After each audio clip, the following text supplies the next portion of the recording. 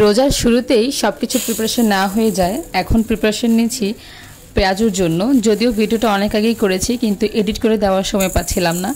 তো এখানে আমি খেসারির ডাল, বুটের ডাল এবং মসুর ডাল পরিমাণ মতো করে মিক্স করে দিয়েছি।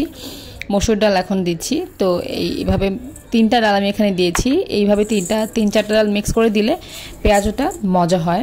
তো এগুলোকে এখন ধুয়ে নিতে হবে ভালো করে। ডালের মধ্যে কিন্তু অনেক ময়লা থাকে, তো এটা ভালো করে ধুয়ে দেন পানিটা ফেলে দিতে হবে।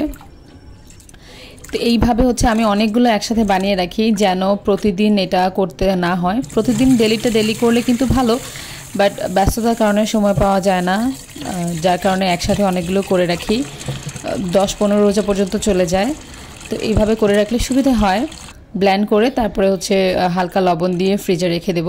তো এখন ধুয়ে আমি ব্লেন্ডার জারে নিয়ে নিচ্ছি এগুলো ব্লেন্ড করার জন্য। যেহেতু একটু ছাড়া ছাড়া থাকবে, মানে একটু গোটা গোটা থাকবে, আমি পুরো একদম মিহি করে ফেলবো না, যার কারণে পানি অ্যাড করিনি। এইভাবে একটু ছোবা ছোবা টাইপের থাকবে। এরকম হলে পেঁয়াজুটা বেশ মুচমুচে হয়। একদম বেশি মিহি করে ফেললে তখন পেঁয়াজু অত মুচমুচে হয় না। তো এখানে আমি এগুলো সব নিয়ে নিচ্ছি। এইভাবে একটা এয়ারটাইট বক্সে করে আপনি ডিপ ফ্রিজে রেখে দিতে পারবেন। আমি এভাবেই রেখে দিই, অনেক দিন ভালো থাকে, বেশ কয়েকদিন যায়। তো এখন আজকে বানানোর জন্য নিয়ে নিচ্ছি কিছু পরিমাণ মতো পেঁয়াজের ডালটা আমি নিয়ে নিচ্ছি। এখানে একটু পেঁয়াজ দিয়ে দিয়েছি, তারপর কাঁচামরিচ, মশলা, একটু বেকিং সোডা দিয়েছি যেন একটু মুচমুচে হয়। বেকিং সোডার সাথে একটু কর্নফ্লাওয়ার যদি দেওয়া যায় তাহলে কিন্তু বেশ মুচমুচে হয় পেঁয়াজুটা।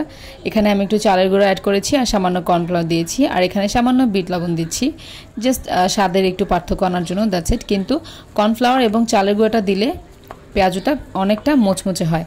তো এখন পেঁয়াজু ভাজাভাজিতে চলে যাব। আমি কয়েকটা এখানে দিয়ে দিচ্ছি।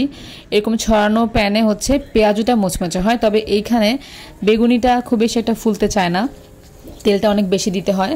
কিন্তু পেঁয়াজু ভাজি করে আমি বেশ মজা পেয়েছি এই প্যানটার মধ্যে। পেঁয়াজুটা এখানে এইভাবে কম তেলে ভাজলে অনেকটা মুচমুচে হয়, আমার কাছে যেটা মনে হয়েছে আর কি। তো আমি এইভাবে পেঁয়াজগুলো ভেজে নিচ্ছি। এটাকে পেঁয়াজু কেন বলে আমি জানি না, এটাতে পুরাই ডাল থাকে যাই হোক। তো এটা বেশ মুচমুচে করে ভেজে নিচ্ছি, এপিট ওপিট করে উল্টে পাল্টে দিচ্ছি। তো এই আমার আজকের পেঁয়াজু, আর বাকিগুলো আমি ফ্রিজে রেখে দিয়েছি।